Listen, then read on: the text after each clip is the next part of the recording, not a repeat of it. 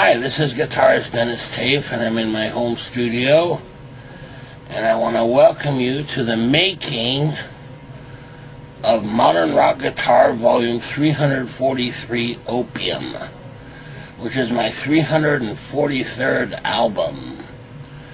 And for those who aren't familiar with my music, I'm a guitarist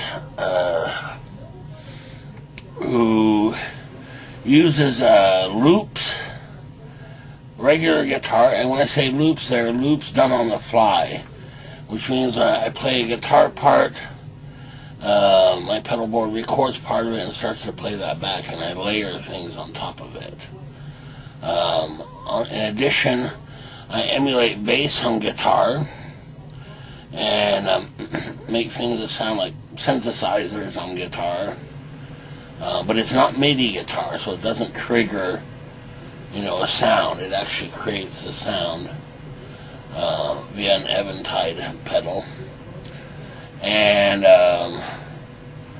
besides that, all of the tracks on the album are improvised on the spot. In other words, I get an idea musically and start a loop from that and then improvise on it, improvise parts on the fly. So what you hear on the album was actually performed and recorded live by me in the studio. Basically, I have two Blackstar amps running in stereo, and so I have a mic in front of each one. And what you hear on the album is exactly what was played in the studio. I don't use any overdubs or that kind of thing later on. Now, improvisation can be great, and you can come up with ideas you would have never thought of. At the same time, you can make wrong notes and things and make mistakes, basically. I try to avoid those if I can, and most of the time I'm pretty successful. Not always, though. Okay, so for this particular album, I guess the first thing we should talk about is the album cover. And the album cover was basically just a picture created by someone else, and they were nice enough to put it in the public domain where it can be used for any purpose, basically. And I liked the picture, and it reminded me very much of opium, poppy fields. It's those red flowers. And if you take a look at the album, basically, I took that picture, I tried to put myself, in the field playing, and in the background, there are birds flying, and so I added a guitar there. But if you look closely, in the fields, too, there's little pictures of me. And it's just goofy, but basically, it identifies that it's a guitar album, which is the whole purpose of the Guitarist Denis Taaffe. It's not because I think I'm a better guitarist than any other guitarist, But when I was young and I would look for albums that were guitar albums, I'd flip through and I had a really hard time discovering, well, is this a guitar album or not? Things like Al Di Meola, Elegant Gypsy. That didn't tell me that was a guitar album. I had no idea. So here I try to make it quite clear. And the fact that, modern rock guitar. And my first album was in 1999. That was my debut album. And that was Modern Rock Guitar Volume 1. And so since that time, I've just been recording albums, and really, album 100 to 200 are really what I consider my rock albums. A lot of distorted solos and drums and so on. And then after that, I kind of listened. Maybe I was getting older or what have you, but I thought, well, is this really musical? And lucky for me, I kind of reinvented myself and my guitar playing in any case, to where it was more kind of a real clean guitar, kind of soft, really. No real distorted solos and things. And I found that it was so musical. It's kind of music that I could listen to, going to sleep, falling asleep, driving in my car, anytime. So it's kind of strange in a way. I became a fan of my own music, strangely enough, And I have to be honest with the rock stuff, I'd listen to it,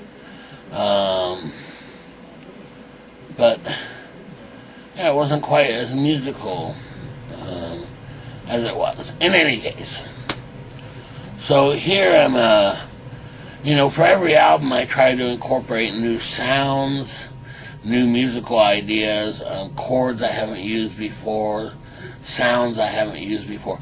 Try to basically take it forward one more step, And so by this time, I've been trying out a lot of new material, basically. And one thing I should say, Volume 343 was a difficult album to make. And the reason is, a lot of it had to do with the song order. I don't know, I had listened back to it, and while I love the material, it just didn't, overall, it was 8 tracks, and it's 67 minutes long. It just didn't gel right for me. You could call it, it's a feng shui of music. And it just didn't quite work for me. But then I changed the order of the tracks, and all of a sudden it came to light. Oh, this makes sense now. It's almost telling a story musically. Also from volume 200 on, I really considered it new age instrumental rock guitar, or if you like, film music. I can imagine this music being used for film, for certain scenes and that kind of thing. And it became much more musical. And all my guitar sounds are organic, so, for example, there's no MIDI guitar, what have you, and the MIDI I do use is just to sync things together. It doesn't actually produce any audio, which is good. So I try to keep it as organic as I can, and still be able to emulate bass on guitar, by dropping it an octave and that kind of thing, and creating the synthesizer type sounds on guitar without using MIDI guitar, and luckily we got pedals that can do that.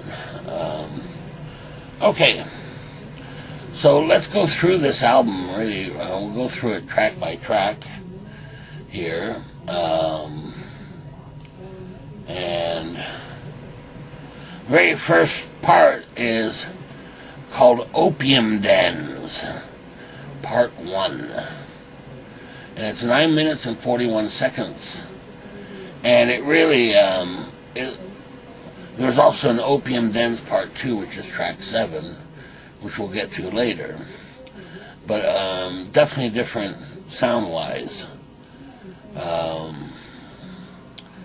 Okay, so let's go through that, and you'll see that it starts with a lot of things that aren't necessarily trademarks, but things I use often, basically. Basically, it identifies that it's a guitar album, which is the whole purpose of the Guitarist Denis Taaffe.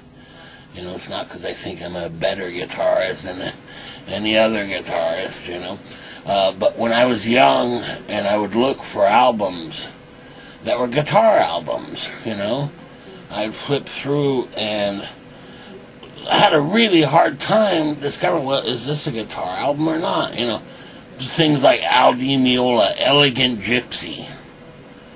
You know, that didn't tell me that was a guitar album. I had no idea. So here I try to make it quite clear. And the fact is, you know, modern rock guitar. And my first album was in 1999. That was my debut album. And that was Modern Rock Guitar Volume 1. And so since that time, I've just been recording albums. And really, album 100 to 200 are really what I consider my rock albums. You know, a lot of distorted solos and drums and so on. And then, after that, you know, I kind of listened. You know, maybe I was getting older or what have you, but I thought, well, is this really musical, you know? And lucky for me, I kind of reinvented myself and my guitar playing in any case, to where it was more kind of a real clean guitar, kind of soft, really. You know, no real distorted solos and things. And I found that it was so musical. It's kind of music that I could listen to, you know, going to sleep, falling asleep, driving in my car, anytime. So it's kind of strange in a way. I became a fan of my own music, strangely enough, you know. And I have to be honest with the rock stuff, you know. I mean, I'd listen to it, but yeah, it wasn't quite as musical as it was. In any case, so here I'm, you know, for every album I try to incorporate new sounds, new musical ideas, chords I haven't used before, sounds I haven't used before. Try to basically take it forward one more step, you know. And so by this time, you know, I've been trying out a lot of new material, basically. And one thing I should say, Volume 343 was a difficult album to make. And the reason is, a lot of it had to do with the song order. I don't know, I had listened back to it, and while I love the material, it just didn't, overall, you know, it was 8 tracks, you know, and it's 67 minutes long.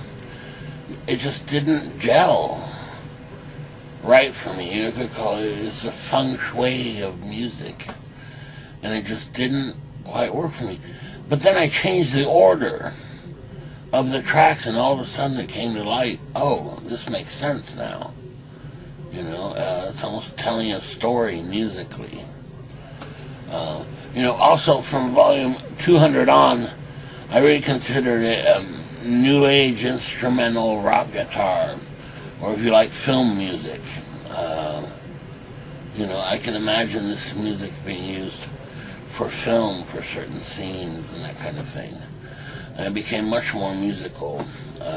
And all my guitar sounds are organic, you know. So, for example, you know, there's no MIDI guitar, what have you. And the MIDI I do use is just to sync things together. It doesn't actually produce any audio, which is good. So I try to keep it as organic as I can and still be able to emulate bass on guitar, you know, by dropping it an octave and that kind of thing, and creating the synthesizer type sounds on guitar without using MIDI guitar, you know. And luckily we got pedals that can do that.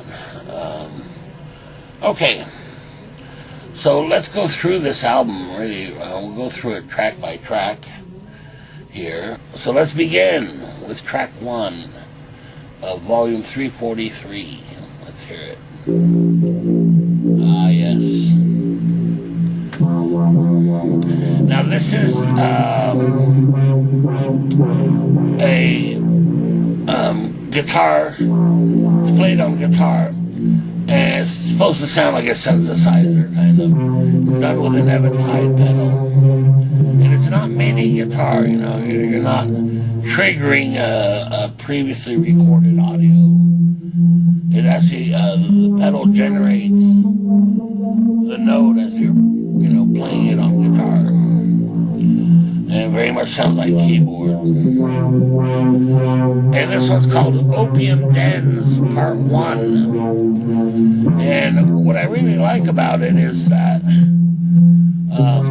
it almost sounds kind of like you're underwater, and I layer typical things there.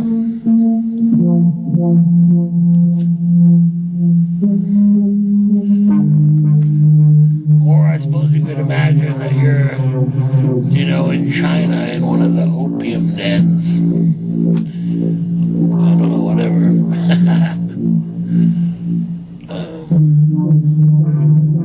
Yeah, see, it gives you that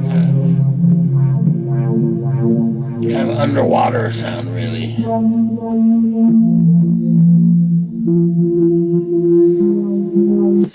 And let's fast forward that to the 5-minute 26-second mark. Pretty much more of the same. But it really creates a mood for the album, And these are the kinds of things I'm talking about when people say, oh, well, you just need the singles, You miss out on the rest of the musical ideas, basically.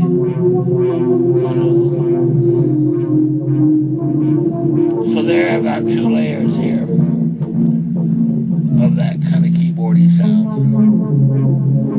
Definitely sets the mood for the album, as I said. Okay, now we're going to fast forward to the 70-minute and 40-second mark, because here, this is kind of unusual, I haven't done this before, is you're going to hear a distorted guitar. Let me back that up maybe just a tiny bit, if I can. Let's see. Here we go. So there you've got the regular keyboard, and here comes the distorted guitar, which is kind of vicious sounding. Here it is.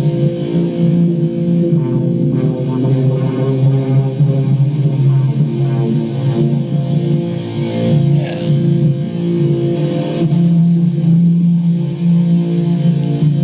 And that distortion comes from the DoD G10 processor that I had made a video of previously.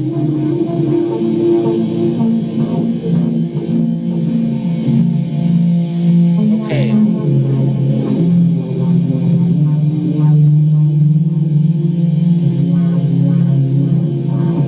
Yeah, so that's unusual. I hadn't done that before. Alright, so that sets up the album.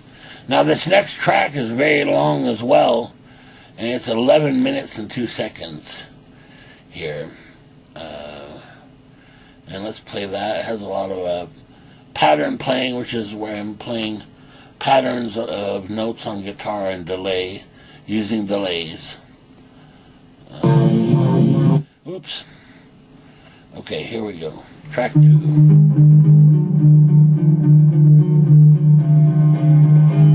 Now, notice it's delayed guitar. Now notice here I've done something different as well, and that is adding, instead of clean guitar, I've actually, with the delays and doing the pattern playing, I've actually added distorted guitar, again from the DoD processor. And one of the big differences is it really accents certain notes. And so it's really different for me. And I noticed, you've got to be really, really careful on how much distortion you use. And here I think I almost used too much, really. And in fact, for me, when using the distortion with the delays, it begs for drums, which I didn't use on this track, and I wish I had. But anyway, let's take a listen to that. So there's that distorted guitar.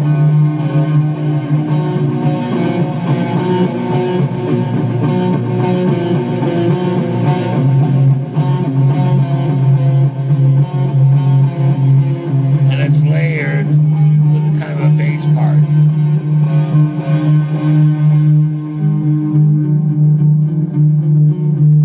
So that's the main riff. That was just for fun, kind of a bend of the guitar.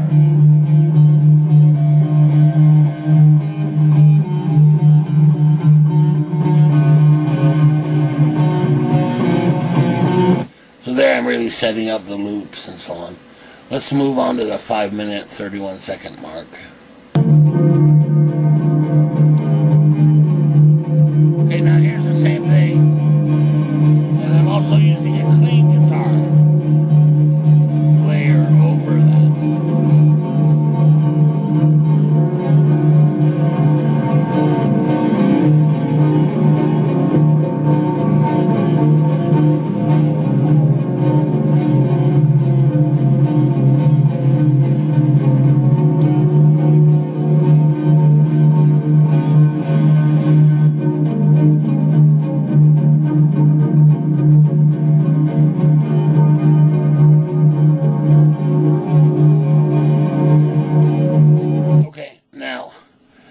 The clean guitar over that is kind of this chordal style, and I just started really doing that.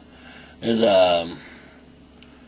kind of instead of playing single notes, you play they're like double stops, except that you let them ring out. It's kind of difficult, really, because you pick the note, but you're also pulling off the guitar notes as well and letting them ring. And it gives you this huge sound, almost too big for this track. And part of it was the DoD processors, part of it was the Eventide into the 2 Black Star amps. And then when you combine that, over the distorted parts, it really gives you this huge sound. As I said, one thing I would have liked to have done is to add drums, or at least drum machines for me. And it's experimenting with that distorted guitar, and it's really difficult to play distorted guitar in a pattern type situation with delays, because things kind of get messed up or meshed together, so it's really difficult to keep it so that you can hear the individual notes. So this was a real experimental track, really. Let's keep listening.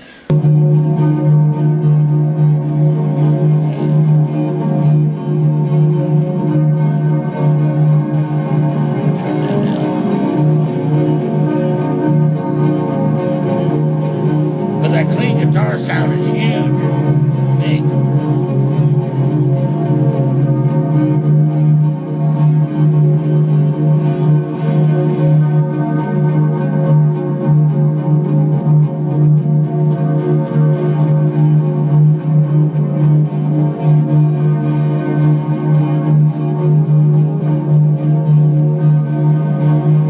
The clean guitar part was so big that I had to really scale back on the distorted parts, where I had several layers of the distorted guitar, and basically I had to turn off some of those layers of the distorted guitar because, the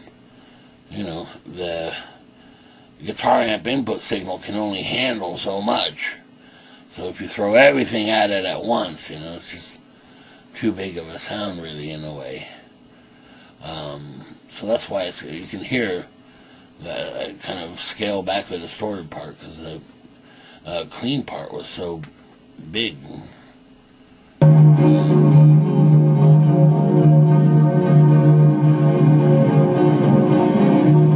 Ringing sounds.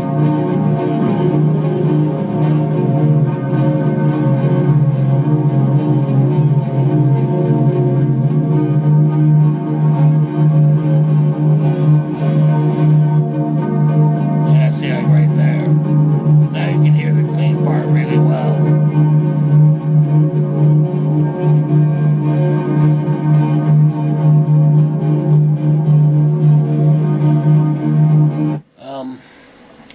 When I think of it now, I like the distorted guitar with the delays and so on. However, I don't think it works quite as well, especially over a clean guitar, as if it had been a clean guitar playing that part, which meshes a little better. For this kind of track, I wish I had added drums if I'm going to use distortion. That was a real challenge, was to use distorted guitar without, any drums whatsoever. And I think I pulled it off pretty well on track 1, where it just had that chord progression, But this one, much harder. So it was a really good experiment. Let's fast forward a little bit to the, because remember it's 11 minutes. Let's go to the 9-minute 16 mark.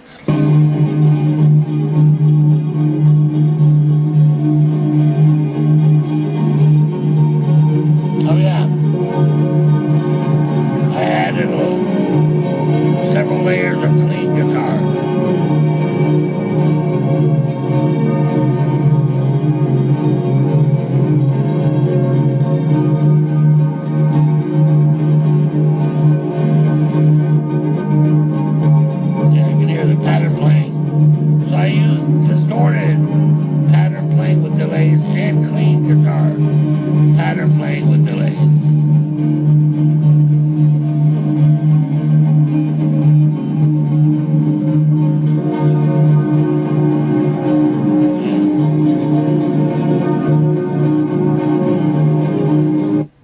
So for me, a really interesting track, and gave me a lot of ideas and things to try in the future as well. Okay, let's move on to track 3, which is called Synthetics, Part 1. And this was originally a 15-minute track, which is awfully long. So I kind of split it up into 2 tracks. Track 3, which is Synthetics Part 1, which is 8 minutes and 46 seconds long. And then track 6 as well, which is only 2 minutes and 48 seconds. And I think the rest was just kind of repetitious, as I recall, and didn't really add anything, so it was kind of pointless to make it just to be longer. Yeah, so here's my rant for the albums again. There's a lot of thought that goes into creating these albums. It's not just, here's a hit single, we'll slap that on, and then the next one. There's much more to it than that. As there should be, I think. Personally, Okay. In any case. Alright, let's take a listen to Synthetics, Part 1.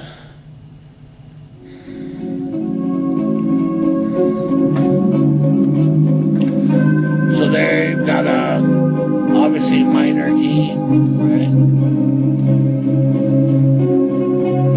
You've got the clean pattern playing, and there, high up, melody-wise, it's swelled guitar where you hit a note, then turn up the volume so you don't hear the pick sound, and it sounds kind of like anything from a flute to keyboard or what have you.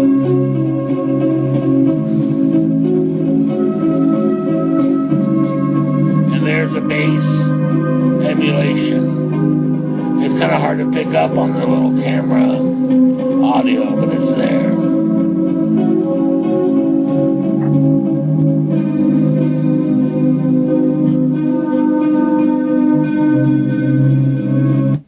Alright, and let's fast forward that to 5-minute 33-second mark. Yes, I like this a lot. Now that I heard it. Here's a different keyboard emulation, but it's kind of interesting. It's this kind of a na-na-na-na-na thing that repeats and things, and it always reminds me of, I don't know if you've watched Caddyshack. There's a scene in Caddyshack where Chevy Chase, you know, he hits all these holes in one, you know, putting the golf ball into the hole, and every time he does, he goes na na na na na na na. Well, this sound reminds me of that every time I hear it, and what I did is just accented a lot of the chord changes here.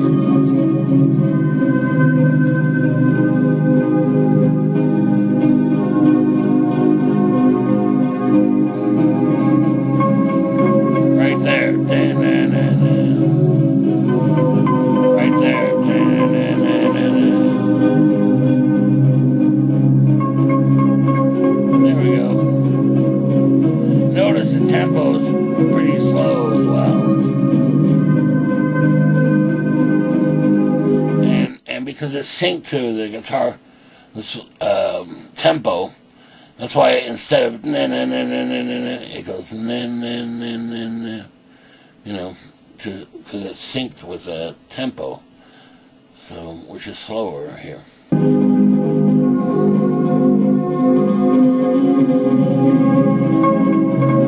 Yeah, there it is. Na, na, na, na.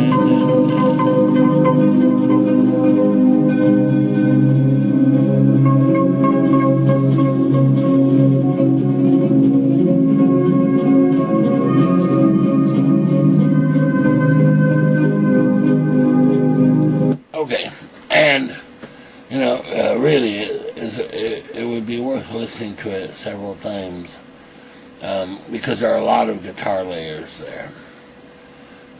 So you know, you might hear it one time and then hear it another time and pick up on a different guitar layer that you hadn't heard before. Okay, now track 4 is called The Harvest. And I actually did a little promo video for this track on YouTube, basically announcing this album, you know, and I got some footage, video footage from NASA, excuse me, and did a little music video thing. So let's take a listen to that. And this one is just pretty much straight ahead guitar, very simple guitar pattern. Let's take a listen. Yeah.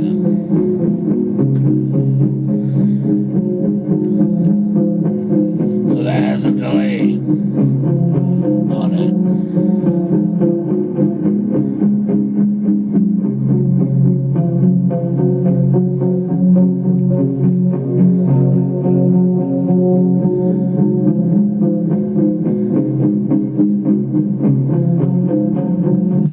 Unfortunately, right there at about the 28-second mark, at least on my monitors, I'm not sure about you know, regular stereo speakers, but I can distinctly hear, especially coming out of the right speaker, which makes sense because that's the microphone closest to my pedal board.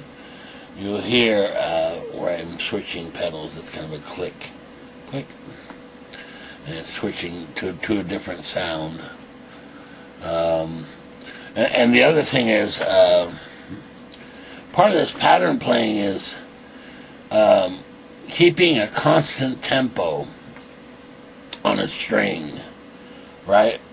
And at the same time you're hitting other notes, but you always want to keep that tempo on the string constant.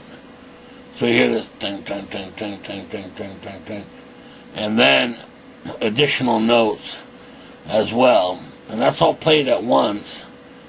And the trick is, I guess, to not break the playing of the tempo on that string. It's kind of a ting, ting, ting, very much a David Gilmour-ish kind of thing.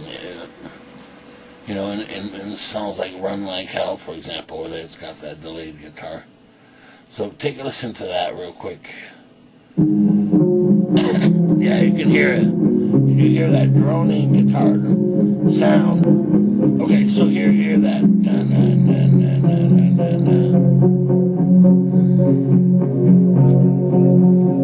So it's constant. Tack, tack, tack, tack, tack, tack, tack, tack. Right. And here I'm adding the bass part. Maybe hard to hear on the camera audio, but so there's a bass line under there, which is just basically the guitar dropped an octave and then looped.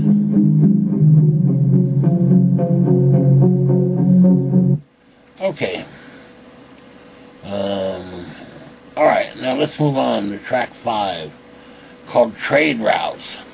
And this one is really long. It's 13 minutes and 49 seconds long, and has a distinct theme.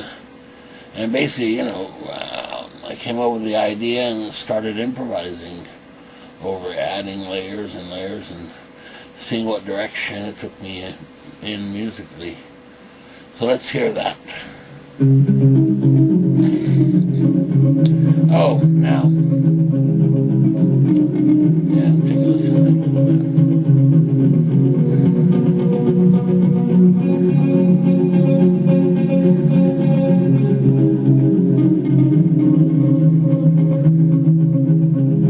Okay, and that's pattern playing with delays, but in particular standard arpeggios.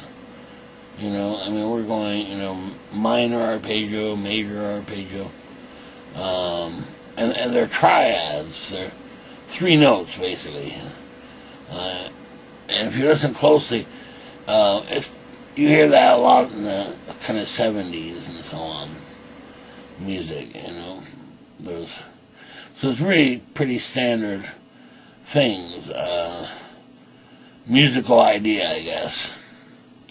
And there I add some layers and things. We'll take a listen here. Okay.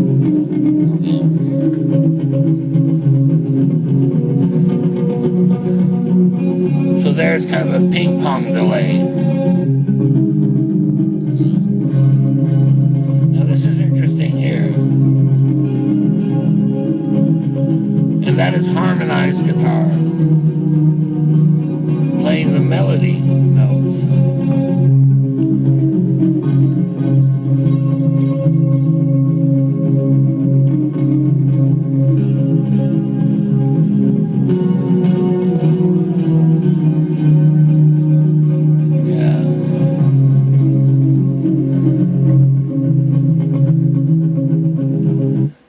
What's hard about that, for me anyway, is that the harmonized notes,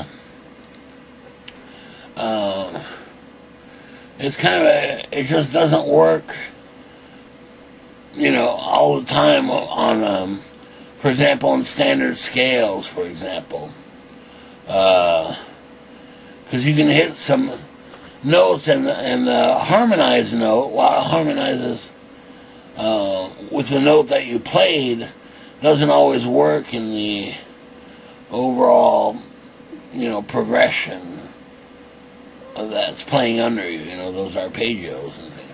So that was quite a challenge, but I really like the sound of it there.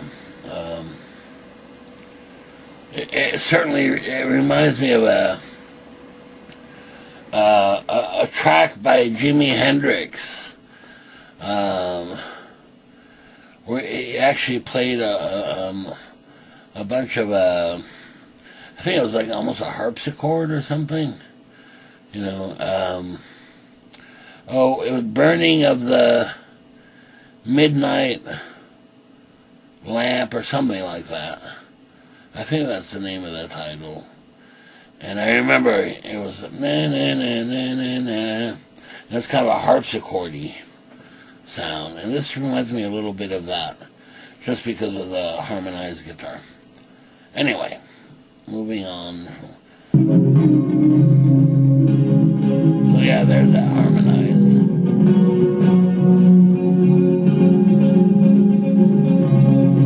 So that's the main theme, and from there, I improvise on top of that.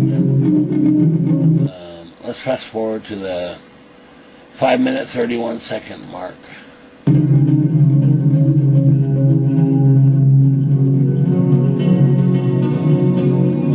Now notice here I've added a bass, emulated bass guitar, and a clean guitar over it, over that pattern playing.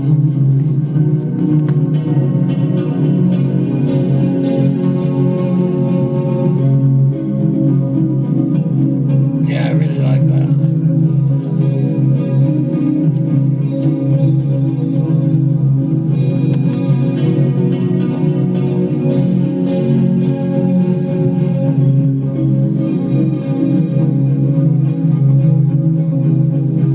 Alright. And let's fast forward that to the 10-minute 21-second mark. Basically, improvising over that, developing the idea as far as I can with improvising.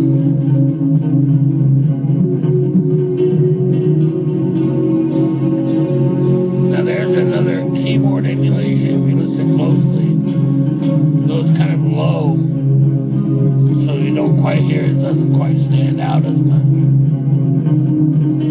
Right there.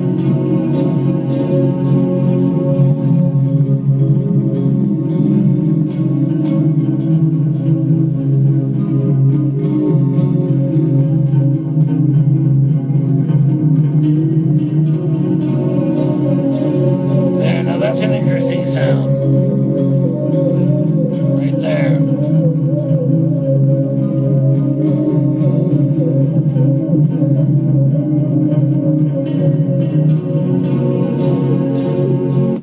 And that's a really strange sound. And what that is the keyboard emulation sound. But I think I had left like one of my delays on. You know, and even I think one of the pedals of the bass emulation there, so it gave me a really strange sound, and I really like it because I know it sounds kind of like, you know, at night if there's a wind coming through, it sounds a little bit like that.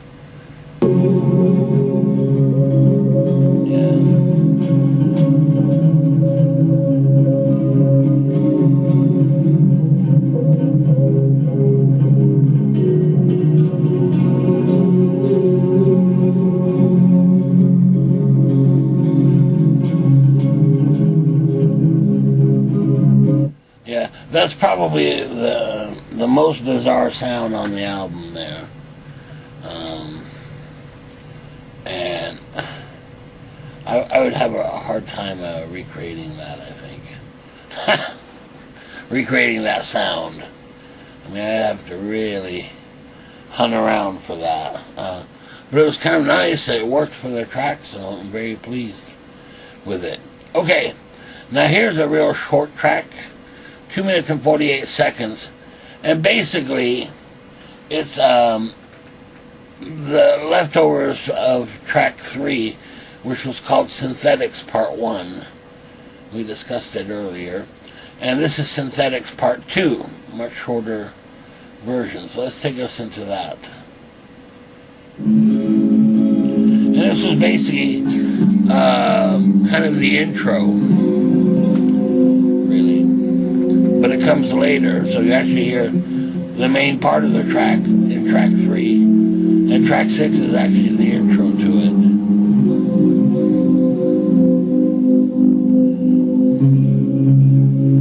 I was very pleased because I was trying to use chords that I normally don't use here. Yeah. And you'll hear that root note, but then I use I believe it's a half step below and then up to the root. So definitely different chords than I'm used to using. Yeah.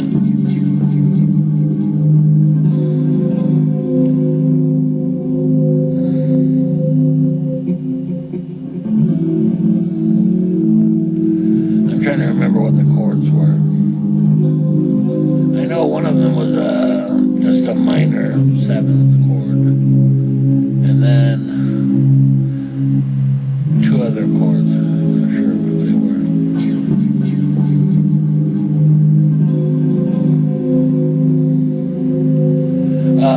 Kind of remind me a little bit of Pink Floyd, you know, that sound there a little bit.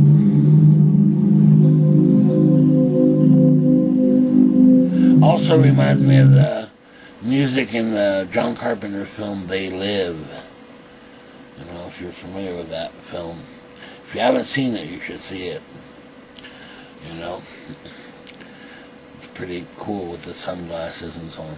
Okay, moving on. Opium Dens 2. Now, Opium Dens 2 is kind of a continuation of Opium Dens Part 1. And it's basically the clean guitar with, you know, pattern playing, delays, and of course a distortion here. And it's kind of almost the ending of the album. It's 4 minutes and 14 seconds long. Let's take a listen to it. Yeah. So here you can hear the distortion. And I'm doing pattern playing with distortion as well. And clean guitar.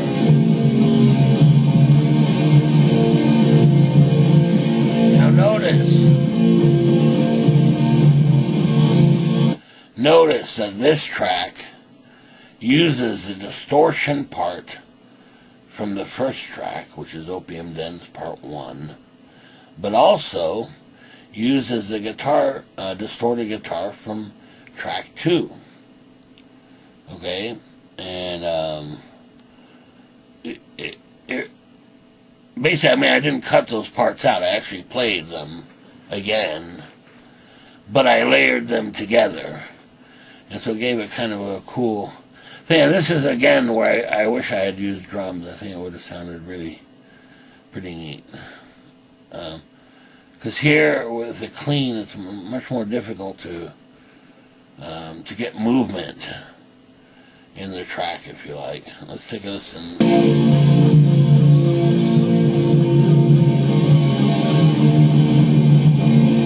So there you've got the chord progression, and you have the distorted pattern playing.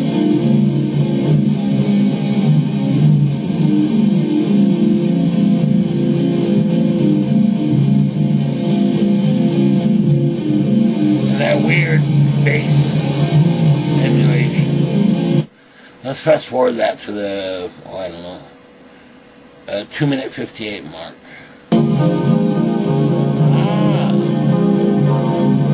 That is a clean guitar. And remember what I was telling you about and this is a good example of it. It's kind of a different technique for me of playing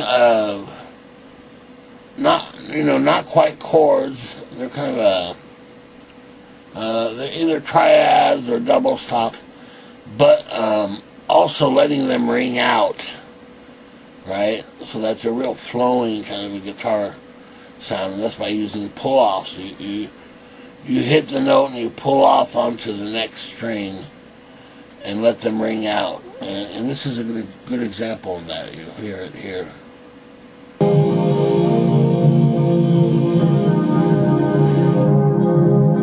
Right there.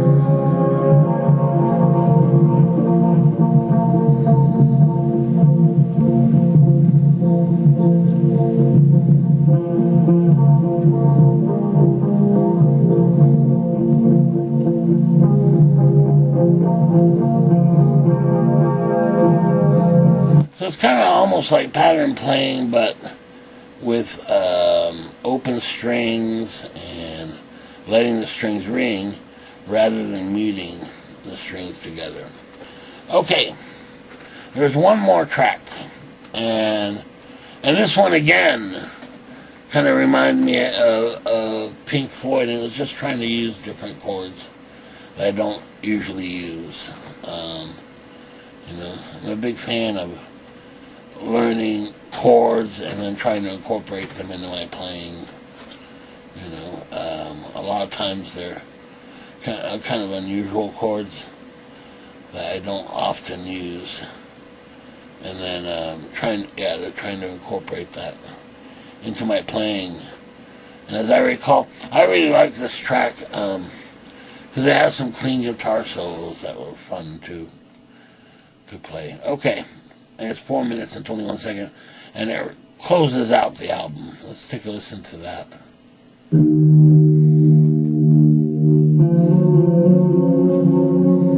Yeah, this is a total improvisation.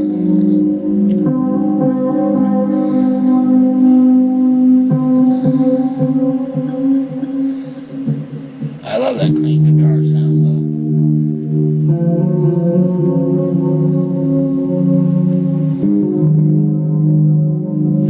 Now, one thing I should point out, and I'll point it out here when I hear it, I looped that, and because it was improvised and I wasn't sure what I was going to play, and I wanted to follow it up with a bass line. And unfortunately, not really a bass player, obviously. And what I noticed is that on the bass, I have to hear, what the guitar is playing to react to the bass. Well, sometimes you don't have time, Had I worked it out ahead of time, of course, it would have been a lot easier because I know right away, okay, on this beat you're going to play, this bass note. But here I didn't have that, so I was trying to count it, and you'll hear that the guitar hits a note, on the beat, and the bass is just a little late. But it works out okay. You see? I'll point it out too. Right there, do you hear it? The bass comes first, and then the guitar comes later. It would have been nice had they played at the same time.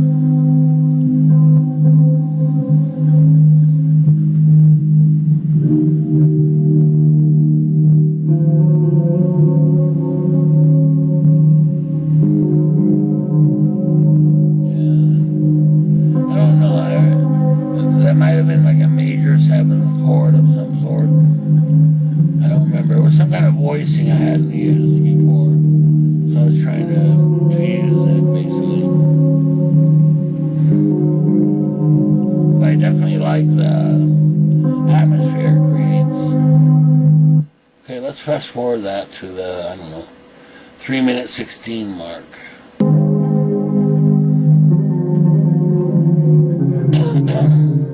Yeah. So there's some more clean guitar playing kind of solos, fills and things.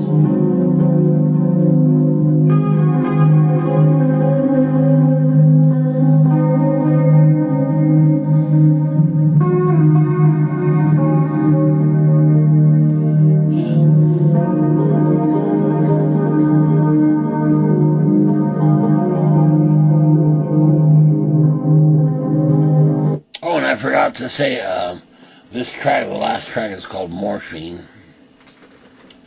Obviously made from opium poppies.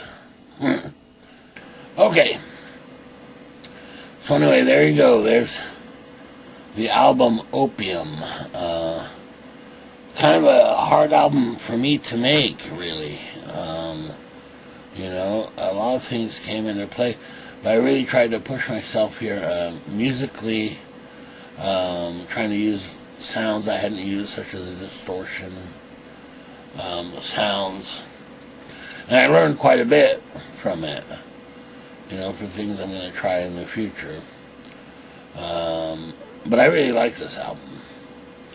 And at first, I remember when the order was different, it just didn't gel with me. It didn't make any sense.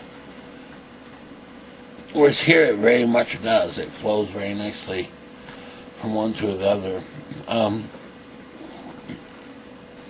I can't say it's the happiest album, as far as the overall tone of it. And certainly some of them, it really does sound like you're in an opium den or what have you. But overall, I'm very pleased with this album. And I do enjoy listening to it. It really grows on you on there. I also think I hear some of my influences in there, definitely. Pink Floyd, Philip Glass kind of things are definitely in there. Okay, so that's it for volume 343. Okay. So anyway, I hope that you at least maybe take a listen to the album, or at least hear the samples, on Amazon.com. If you type in a search, just do Taaffe space volume .343. It'll bring up the album, and at least you can preview the tracks. It'll sound a lot better than the camera audio, And I used to have these albums on CD Baby, and CD Baby had a store, and they had samples of each track as well. They closed, and,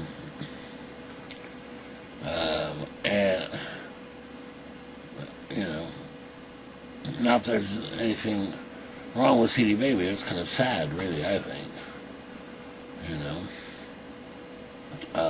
Luckily, we still have Amazon,